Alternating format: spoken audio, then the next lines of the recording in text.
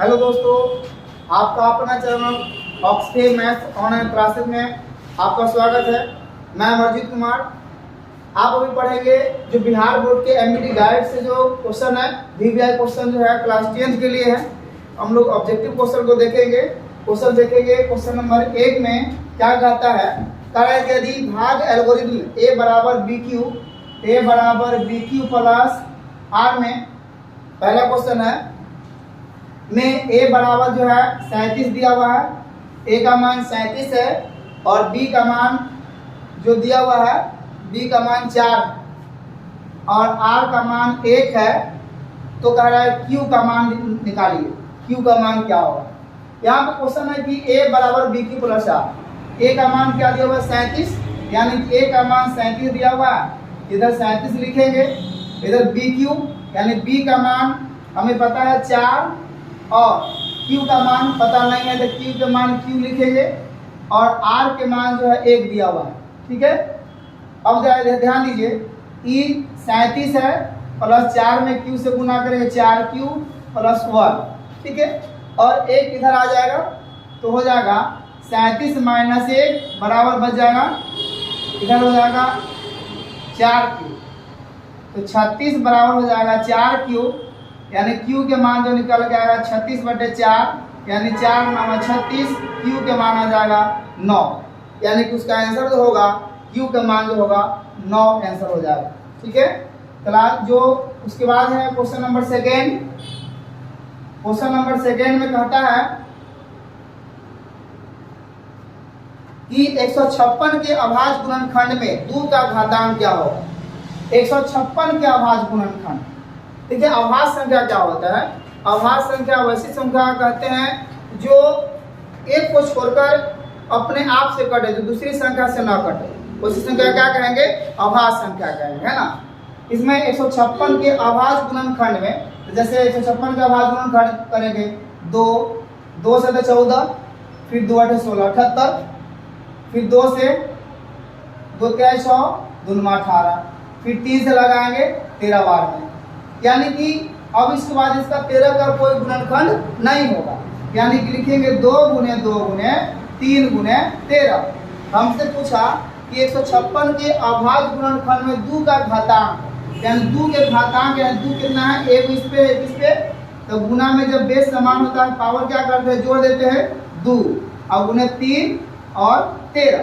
हमसे पूछा 2 का घातांक, तो 2 का घातांक 2, यानी कि 2 जो आंसर उसका जो है वो सही होगा। ठीक है, क्वेश्चन नंबर 2 हो गया। क्वेश्चन नंबर 3, क्वेश्चन नंबर 3 में कहता है निम्नलिखित में से कौन अपरिमेय संख्या नहीं है। देखिए निम्नलिखित में से कौन अपरिमेय संख्या नहीं है, यानी कि अपरिमेय संख्या नहीं मतलब परिमेय है। अब पहला नंबर ऑप्शन देता है 2 + √3, 2 + √3, यहाँ 2 + √3 तो अपरिमेय संख्या है, क्योंकि हमने पढ़ा है पहले भी कि एक परिमेय संख्या और एक अपरिमेय संख्या, एक परिमेय संख्या और एक अपरिमेय संख्या का जोड़ हो, चाहे घटाव हो या गुना हो भाग हो, हमेशा अपरिमेय संख्या होता है। तो ये तो अपरिमेय संख्या होगा। हमसे पूछा है क्वेश्चन में कौन अपरिमेय संख्या नहीं है। क्वेश्चन ऑप्शन नंबर बी में है कि ए का है, ऑप्शन नंबर बी में 5 - √3, ये भी क्या है, ये तो अपरिमेय संख्या है।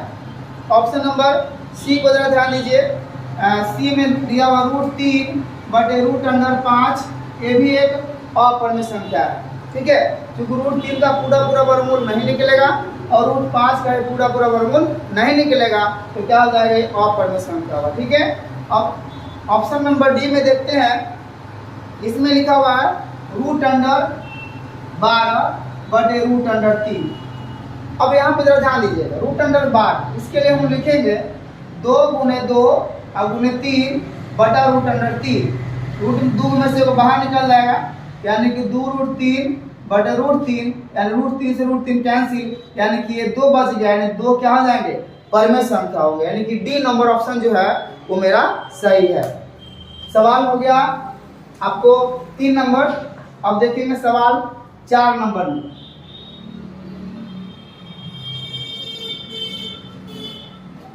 चार में है करेगा 1.105 को p बटे 2 का पावर m गुने 5 का पावर n के रूप में लिखने के लिए कह रहा है।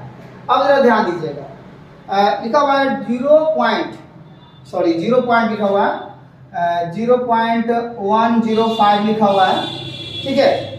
अब जरा ध्यान दीजिए, ये पॉइंट के बाद कितना अंक है, हम इसको लिखेंगे p बटे 2 पर पावर m गुने 5 पर पावर n के रूप में जब लिखेंगे तो कैसे लिखेंगे जरा ध्यान दीजिएगा। पॉइंट के बाद कितना अंक है, 3 अंक।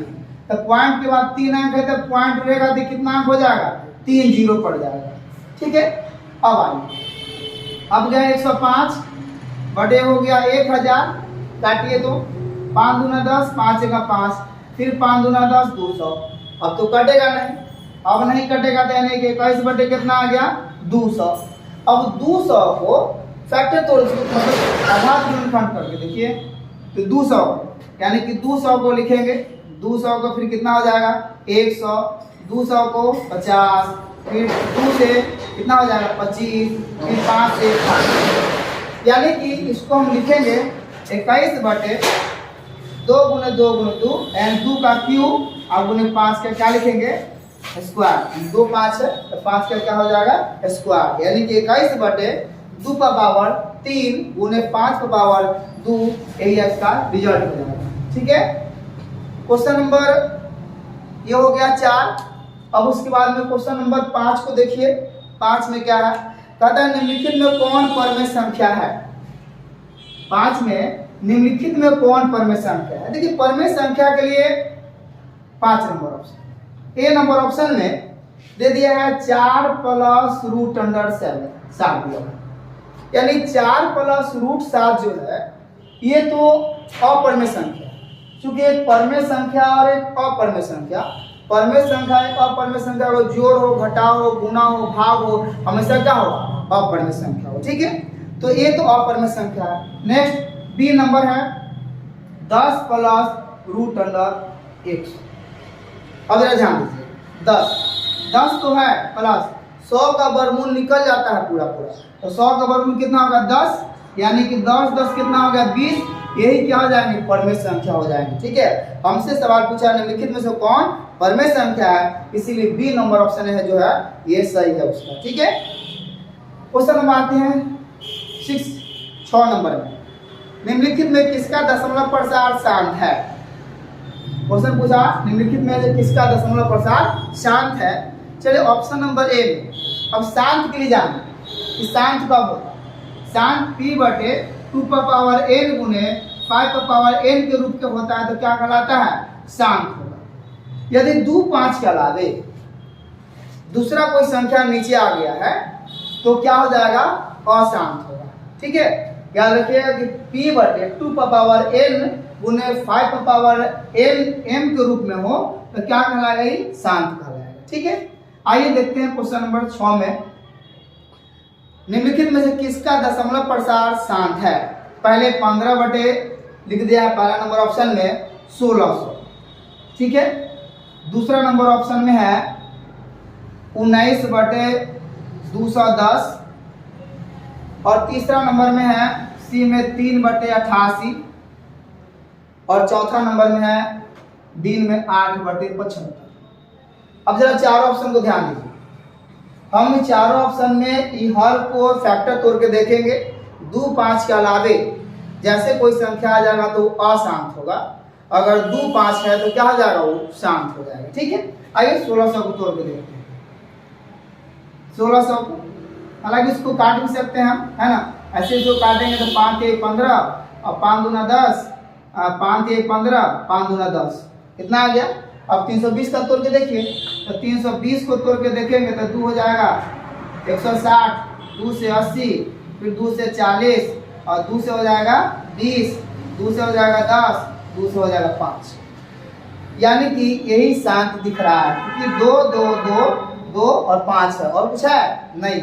चलिए इसको भी तोड़ के देख लेते हैं कि 210 है, 2 से 105 और बनाएगा 3 से, 3 के 9 और 3 5, देखिए 5 आ गया, 3 आ गया और यहाँ पे 5 से करेंगे तो 5 से 35।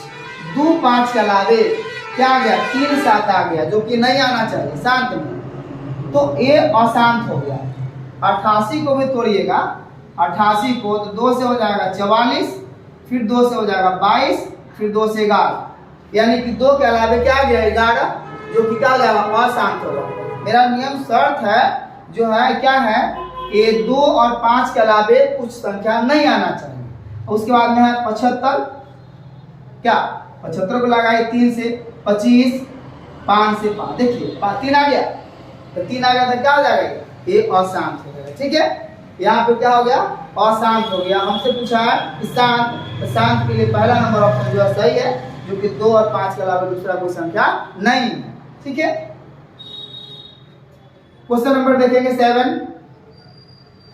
7 में क्या है, दो धन पूर्णांकों a और b के लिए मौसा ab और लौसा ab है ना कि बराबर होगा। देखिए यहाँ पे होगा, हम जानते हैं कि बराबर कब होगा, यहाँ पे मौसा गुने लौसा, मौसा गुने लौसा, बट अगर हम लिखते हैं कि पहली संख्या गुने दूसरी संख्या, तो इसको जब हम काटेंगे ना, कैलकुलेशन जब करेंगे, तो कैलकुलेशन करने के बाद इसका रिजल्ट जो होगा 1 आएगा।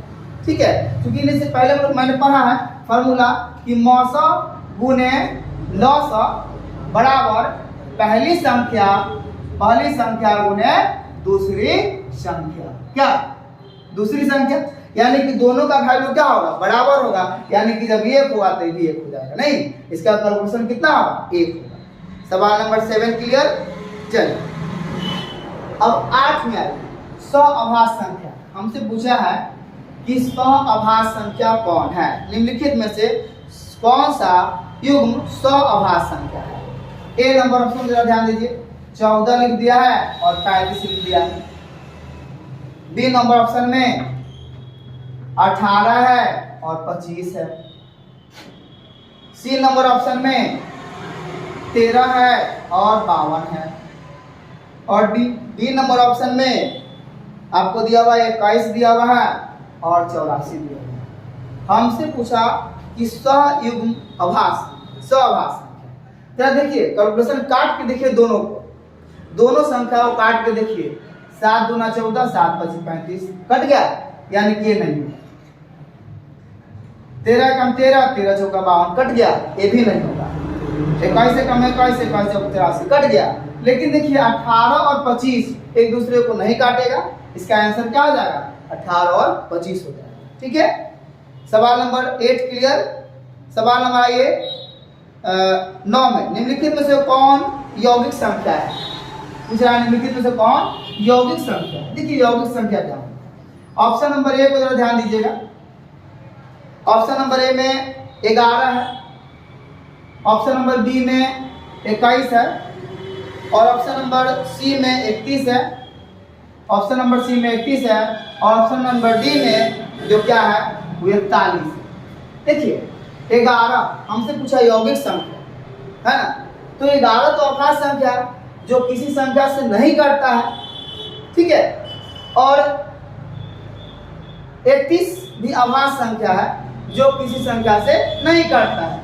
41 भी क्या है, अभाज्य संख्या है, यानी कि दूसरी संख्या से नहीं कटता है, यानी कि 21 मेरा जो ऑप्शन जो है सही है, यानी कि 21 किसी संख्या से 3 और 7 से कटता है, क्या होगा, यौगिक संख्या। ठीक है, सवाल नंबर 9 यहाँ पे क्लियर है। अब सवाल नंबर 10 पे आए। सवाल नंबर 10 में क्या है, निम्नलिखित में से कौन अभाज्य संख्या है। देखिए मैंने इससे पहले बताया कि अभाज्य संख्या वैसी संख्या कहते हैं जो एक को छोड़कर दूसरी संख्या से न कटे, सिर्फ अपने आप से कटे, वैसी संख्या क्या कहेंगे, अभाज्य संख्या कहेंगे। जैसे यहाँ पे दिया हुआ है 10 में, निम्नलिखित में से कौन अभाज्य संख्या है। पहला नंबर ऑप्शन में ए में 33 दिया हुआ है, बी में दिया हुआ है बी में 39, और सी में दिया हुआ है 38, और डी नंबर ऑप्शन में दिया हुआ है 31। अब जरा ध्यान दीजिए, पूछ रहा है कौन अभाज्य संख्या है। देखिए अभाज्य संख्या नहीं है, क्योंकि अभाज्य संख्या 33 3 से भी कटेगा, 11 से कटेगा, इसीलिए नहीं है। ये भी अभाज्य संख्या नहीं है, क्योंकि 3 से कटेगा और 13 से कटेगा, है ना, इसीलिए अभाज्य संख्या भी नहीं है। 38 भी 2 से कटेगा, 19 से कटेगा, तो क्या हो जाएगा, अभाज्य संख्या नहीं है। और 31 33 आभास संख्या है, क्योंकि जो है एक दूसरे किसी संख्या से नहीं कटेगा, यानी कि 31 क्या हो जाएगा, आभास संख्या। यही आपका रिजल्ट है। ठीक है।